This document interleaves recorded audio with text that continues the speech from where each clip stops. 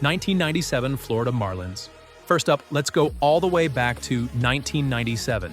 The Florida Marlins, who were still a fairly new team at the time, made it into the playoffs with a 92-70 record, sneaking in as the wildcard team in the National League.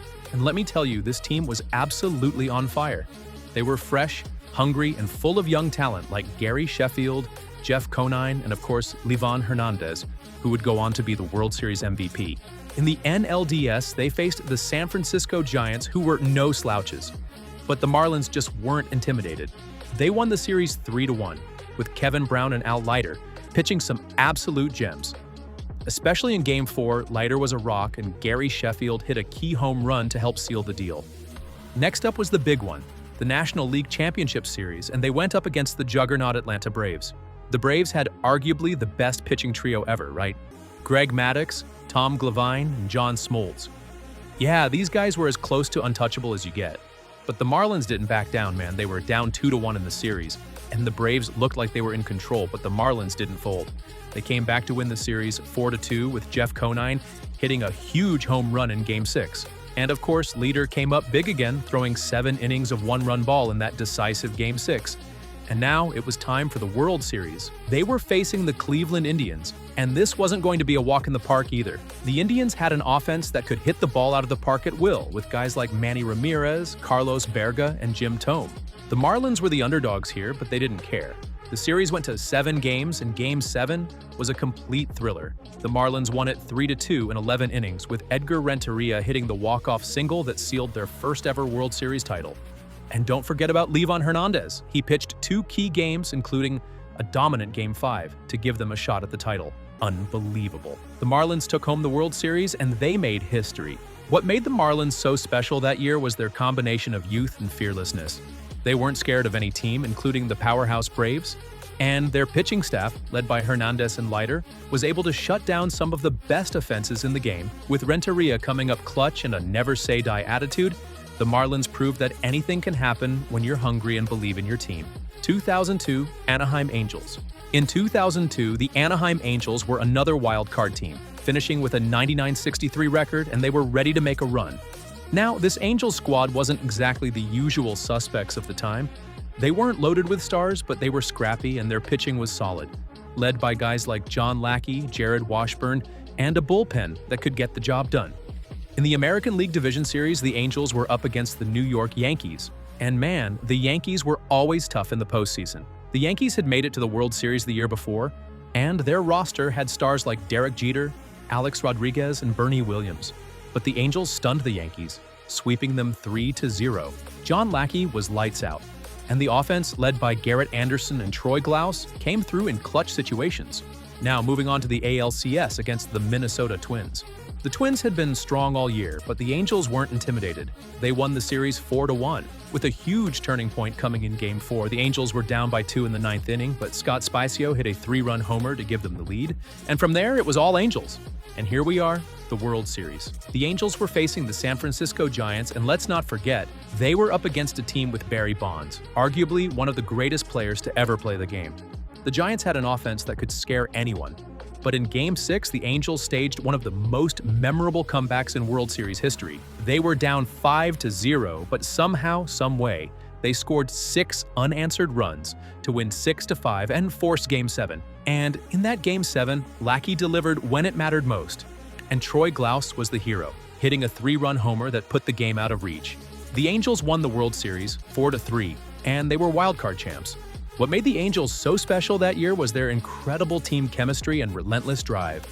While they didn't have the star power of the Yankees or Giants, their pitching was solid and their timely hitting, especially in the postseason, made them dangerous. Their resiliency was evident, especially in Game 6 of the World Series, and that was ultimately what propelled them to their first championship.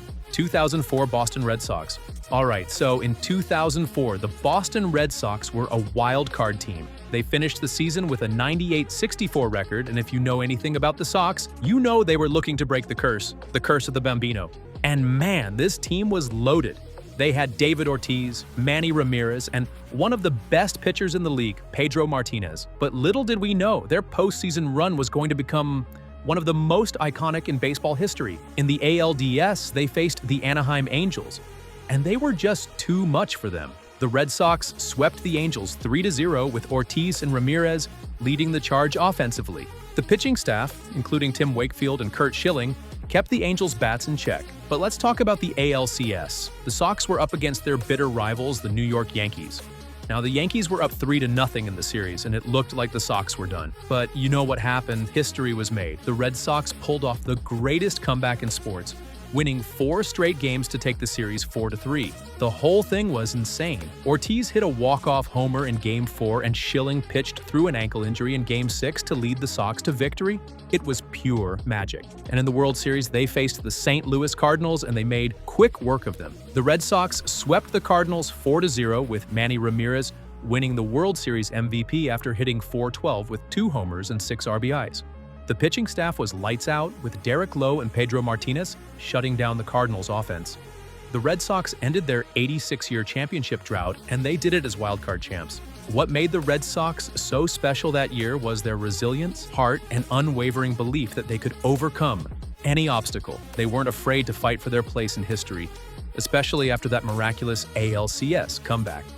They combined incredible hitting with timely pitching to break the curse and claim their first title in nearly a century. 2011 St. Louis Cardinals. In 2011, the St. Louis Cardinals snuck into the postseason as a wild-card team, finishing the regular season with a 90-72 record. Now, this team wasn't exactly full of young upstarts. They had veterans like Albert Pujols, and their pitching was solid, with Chris Carpenter leading the charge.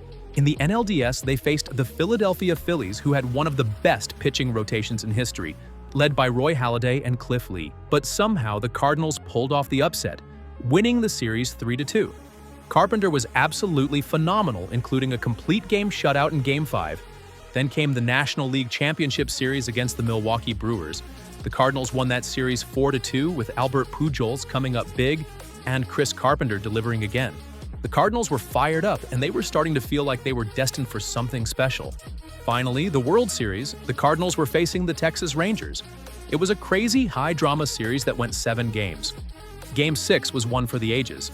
The Cardinals were down to their final strike twice in the 9th inning, but they fought back, scoring 2 runs to tie it up, then won in extra innings. David Freese was the hero, hitting a walk-off triple in Game 6 and a key double in Game 7. The Cardinals won the World Series 4-3, and Freese was named MVP. It was one of the most dramatic World Series in recent memory. What made the Cardinals so special that year was their late-season surge and their uncanny ability to thrive in high-pressure moments. They were never out of a game, even when it seemed like they were done for. Their comeback spirit was encapsulated in Freese's legendary Game 6 performance, and Carpenter's clutch pitching helped elevate them to the top. 2014 San Francisco Giants. In 2014, the San Francisco Giants finished with an 88-74 record, securing the wild-card spot in the National League. But we all know the Giants love a good underdog story, especially when it comes to the postseason. They were ready to prove themselves once again. First up, the Giants had to beat the Pittsburgh Pirates in the wild-card game, and they did it in style, with Madison Bumgarner throwing a complete game shutout, leading the Giants to an 8-0 victory. In the NLDS, they took on the Washington Nationals, and this was a serious test. But the Giants managed to win the series 3-1. Bumgarner pitched brilliantly, and the offense was clutch when it needed to be, with guys like Pablo Sandoval stepping up. In the National League Championship Series, they faced the St. Louis Cardinals, and once again, Bumgarner was dominant, with timely hitting from Hunter Pence and Joe Panik. The Giants won the series 4-1, and it was clear that they were on a mission. Finally, in the World Series, they faced the Kansas City Royals. This series was incredible. It went 7 games, and it came down to one of the most clutch performances in World Series history. Madison Bumgarner came out of the bullpen on 2 days' rest in Game 7, throwing 5 shutout innings and sealing the Giants' victory. They won the series 4-3, and Bumgarner was the undisputed hero of the postseason. What made the Giants so special that year was their unshakable confidence and their ability to step up when it mattered most. With Bumgarner leading the way, they had an ace in the hole that could shut down any offense, and their defense and hitting were clutch in big moments. It was a truly complete team effort in a postseason full of dramatic twists. 2020 Los Angeles Dodgers. In 2020, the Dodgers finished the regular season with a 43-17 record in the shortened 60-game season.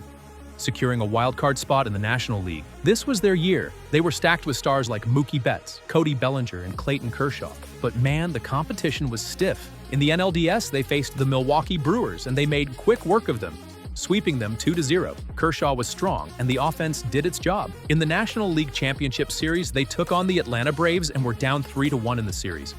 But the Dodgers weren't going down without a fight. They came back to win the next 3 games, and Cody Bellinger hit a clutch home run in Game 7 to seal the deal. Finally, the World Series. The Dodgers faced the Tampa Bay Rays, and it wasn't easy, but they clinched the title 4-2. Mookie Betts had some key plays, and Corey Seager was named World Series MVP, hitting .400 with 2 home runs. The Dodgers got their long-awaited championship. What made the Dodgers so special that year was their depth. Between their offensive juggernaut and pitching staff, especially Kershaw's redemption, everything came together at the right time.